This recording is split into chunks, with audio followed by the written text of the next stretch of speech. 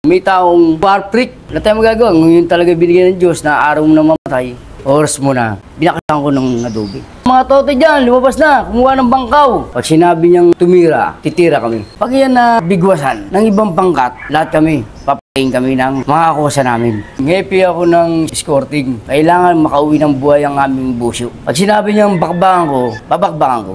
Umareglo sila at lumuhod sa amin. Ititigil namin ng away. Sinabi ng bosyo, si Ompong Abella, magbaba ng tao ron. Tapos yung bakbakan nyo na. Ang Brandon Sputik, papatay ng bosyo yan. Magdasal na kayo, kahit kakusa ko pa kayo. Commander Pablo, gusto niya ang matalas. Pag uwi mo, may dugo yan. Commander Utoy, pag meron natirahan, tontuwa yan. Nagtatatalo yan. Nang bumita dyan kay Bebe Ama, si Leo Dador. Si Joel Capones, kumpara ko sa loob yan, nag-commander yan, matindi rin yan. Mga storya ng tattoo sa kali.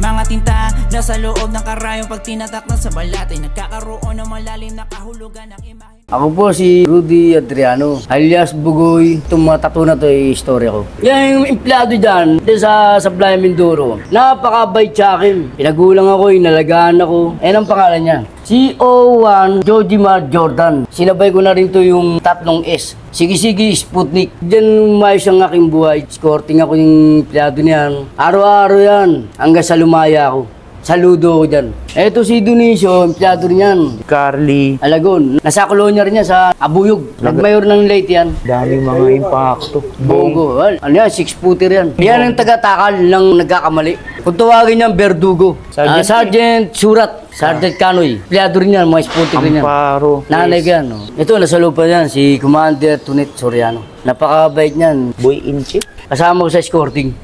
Yan. Sawa. Simbol ng Sputik yan. Itong tattoo na to, 89. Laya pa to. Kaya wala siyang karga. Itong pisanan. Kaya ako nakasuhan ng mother. Galing kami sa Makati. Pauwi kami ng gabi yun. May taong war freak pag nalasing. Siya palakad-lakad, nabangga kami. Dapat siya ay nasa bahay lang. Wala tayong magagawa. Ngayon talaga binigyan ng Diyos na araw mo na mamatay. Handa na talaga ang buhay mo sa Panginoon sa Diyos. Oras mo na. Sabi sa amin, siga kami rito sa... Umalis kami. Siguro mga 10 akbang, nakita ko yung kasama ko, may saksak na. Nandun siya sa likod eh. Nagulat yung isa, tumakbo. Hindi ko naman alam, nasa harap ko na pala. Parang isang akbang lang, harapan lang. Siya yung nakainom. Ako normal ako. Mabilis ang normal sa nakainom. Pagsaksak sa akin, ginawa ko, umilig akong pag-ganon. Dahil dito tama niya, dito tama ako eh. Bumangga yung bato, nakuha ko yun. Pag gusto na pag-ganon, nabigyan ko ngayon dito. Pagbaksak yun, umuha ko ng adobe, binakasan ko ng adobe. Nagtago na ako. Sa loob ng 4 na buwan, nabalitaan ko lolo ko, namatay. Tanda na kasi. Yung lolo ko na yun, mapagmahal yung matanda na yun. Si Lolo Tomas. Kaya napauwi tuloy ako. May pulis na pala roon sa gilid sa kanto. Nahuli na ako. Kinabukasan, biyaya ko ng Manila City Jail. Nag-umpisa ako sa La Pesa. Hindi ka pwedeng siga-siga, makikisama ka. Hindi nagtagal, napunta ako ng Bante Pinto. Naging bastonero. Dumating na araw na, ito gulo na. Ang kalaban namin, pinalabas lahat ng mga bata. Ang edad yun nasa 22. Mga kosa, mga tote dyan, lumabas na. Kumuha ng bangkaw. At doon sa bakod, magabang. Arapan yan. Kung susundot sa mga kosa namin, kami yung susundot sa taon yun. Puno ang ospital ng Permarin ng Manila City Jail. Nabukasan na naman, nag-aamon na namin. Kasi dami patay sa kanila eh. Dami rin sa amin eh. Uubusin namin sa loob ng brigada ng kung kami kinakalaban nyo. Hindi pa rin tumitigil. Ayun, bakbaka na naman. Nagpapatigil ang mga gwardya. Binubomba kami yan. Nasentensyahan na ako na reclusion perpetua. Nabiyahe na ako. Ingat din daw pare. Kasi dyan sa Muntinlupa, iba ng takbo dyan. Kaya nakisama akong palibago. Talas ang paramdam mo, alisto ka, ang isip mo, mata mo. Pag naglakad ka ng kalye, bumaba ka ng kalye, huwag kang gigitna.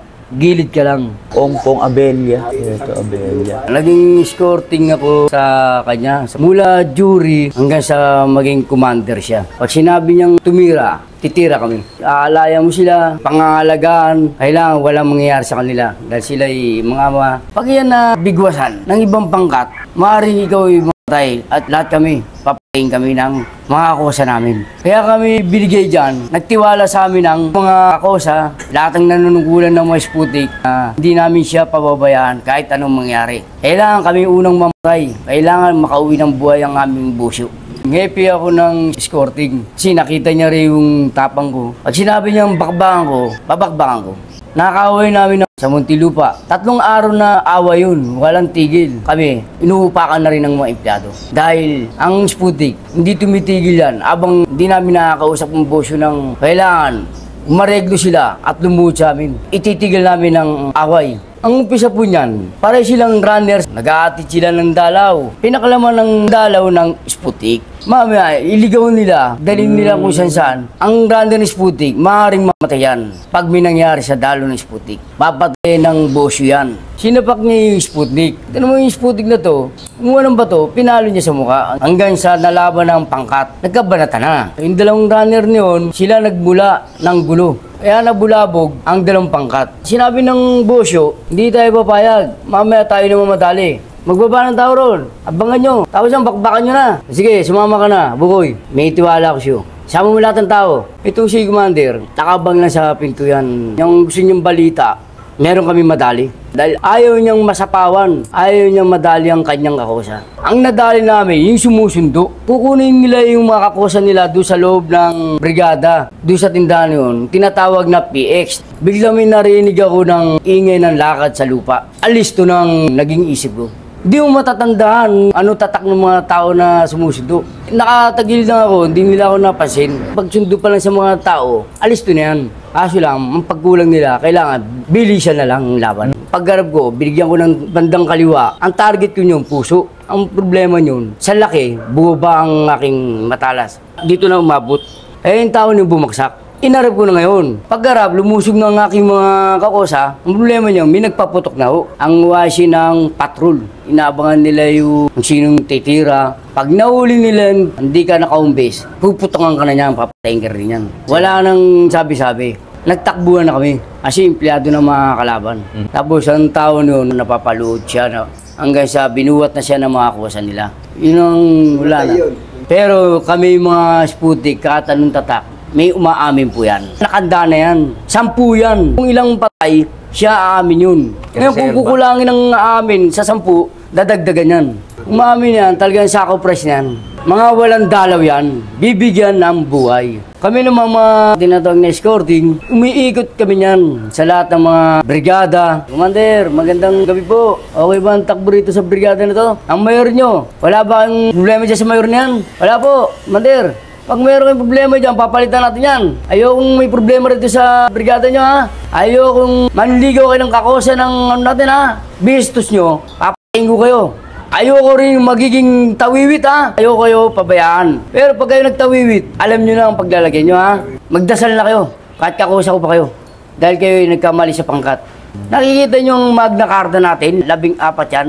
Si Commander Pablo, ano rin yun? Palaban rin yun. Ayaw niya yung magalawang kakosa ng ibang pangkat. Pag nagalaw yan, nagpapaba ng tira yan. Tatawagin lahat ng mga 14 na butas na brigada, mga may tirador yan. Yan ang mismo mag-aalaga ng isang brigada, sakaling pakalaman ng ibang pangkat. Commander Pablo, gusto niya, ang matalas, pag-uwi mo, may dugo yan.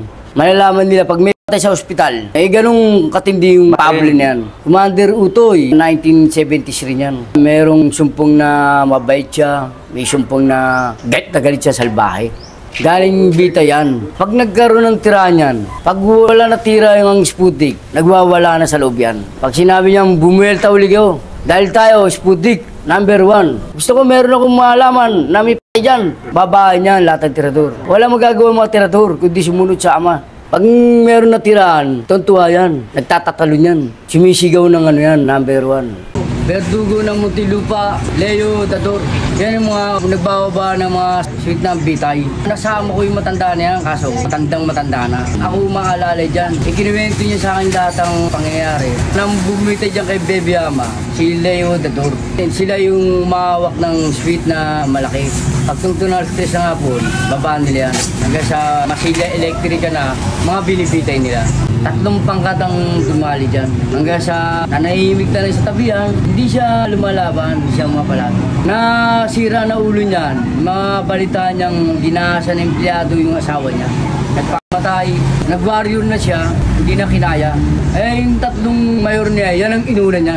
Si Joel Capones, kumpara ko sa loob yan, nagmander yan, matindi rin yan. Pag yan nagpatira yan, talagang tira talaga kailangan. Mapabigay siya sa mga taong, pag merong sakit na kakusa, ginagamot niyan. Nagpapaluto ng malaking lugaw, dadali namin sa ospital, papakain namin yan. Pag nakakain na lahat ng mga Sputnik, may sobra, ibibigyan namin sa lahat ng mga may sakit na rin yun.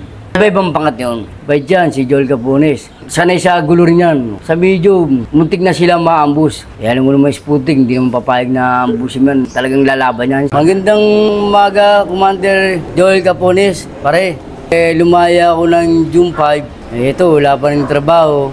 Naawa nga ako sa anak kong dalawa. Gusto ko silang mabigyan ng magandang buhay. Pag-graduate na sila ng college. Kaya ako, wala akong mabigay, wala akong mapasuporta sa kanila. O sa, pare, humingi ako ng tulong. Maraming salamat sa iyo, Commander Capones. Kayong mga kabataan, mahirap makulong, salitang pangit. Diyan nag-uumpisa ang away. Hanggang sa makapatay kayo, iiyak kayo sa loob ng kulungan. Pag nakulong niya pa kayo, lalo kayong iiyak doon. Mamamatay kayo doon. Pag hindi ka sumunod doon, palupaluin ka. Ngayon, kung ayaw maputigan, mapupitang ka. Tapusin yung pag-aaral para mapaganda ang takbo ng buhay nyo. Yan ang magdadala ng inyong buhay hanggang sa pagtanda. Hanggang sa magkaroon ng anak, kayo namang magbibigay ng aral sa kanila. Sa loob, sa labas, kailangan, wala nang gulo-gulo, wala na yan, iwasan natin yan. Mapupunta lang tayo sa bulali. Libingan ng mga preso, ng buhay. Ang tinatawag niya, lusong. Ang hirap niyan, baka hindi nyo kayanin. Pag sinabing forma, fire, bubunutin mo na yung mga damo. Pati tinik, buntot pusa. Pag hindi mo kinaya yon, maaaring ikaw masaktan. Sipahin ka, paluin ka, itatabi ka na ngayon sa puno. Kakausapin ka, ano kaya mo pa? Tatanong ka naman yan, hirap o sarap? O sige, may sabon doon, mamaya darating si Agura nga, alam mo na, paliliguan ka na ngayon. At pupwetang ka na. Dahil ikaw, tamad ka. Tayo ay nasa puso ngayon, wala nang gulo. Mahalan tayo. Pati yung mga ibang tatak dyan, kansalaya, huwag na natin dali ng nakaraan. Hanap buhay na tayo, trabaho na, buhay natin, pamilya natin. Yun ang isipin natin, paano natin sila iangat. Magbigayan. Magpakabait na rin kayo dyan sa loob para lumaya na rin kayo. Lumaya ako 2024, June 5. Birthday pa na nanay ko. Napasabay sa kalayaan ko. Birthday pa ni Pipoy. Pinagsabay-sabay na. Bait na bait niya. Sobra na nga eh. Magti-third one. Siguro nakalata sila eh. Kaya pinauwi na rin ako. Tama yung sinasabi niya, may warsak pa ako. Hindi ko pa na tao. Nakalilag. Gulo pa isip ko eh. Magiging warsak. Gulong-gulo isip mo. Sa loob ng kulungan. Nakipag-away ka. Nag-aamon ka ng away, may mapasok sa isip ko. Parang natutumonyo ko. Yung ugali kong sa kulungan, andito pa rin. Hindi pa rin nawawala. Dapat sa akin, merong nagbibigay ng aral. Sasabihin niya sa akin, oh, baka mahal mo yung isip mo, ganito ganyan. Anak ko nga, yung dalawa, lumalapit, hindi, wala akong maibigay. Tapos yun. Pinira natin sa bibig. Intindihin natin yung bagong lahat kasi.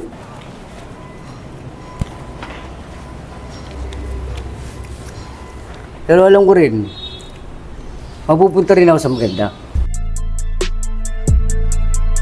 Mga tinta nasa loob ng karayong pag tinatak na sa balat ay nagkakaroon ng malalim na kahulugan ng imahe nito sapagkat di lang to basta inukit ginuwit o para lang maitatak sa halit dinaan sa masusing proseso ng sa ganong mapulitong mabakat sa harap ng mapanghusgang mga mata masama kaagad pag nakita nila pag meron ka na tato sa Pilipinas ay matik na addict at kriminal ka ganyan nila kababaw tignan ang sining na ating ginagalawan ganun pa man bilang nagtatato di na dapat yung pagpapatulan.